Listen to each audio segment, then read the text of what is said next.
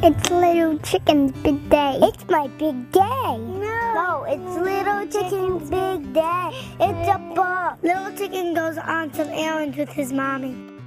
He goes on an adventure. He thinks he gets lost. He finds her. He hugs his mommy's leg. I did that once, but it wasn't my mommy's leg. My mommy makes me wear a hat, but I take it off really fast. Why did the chicken cross the road?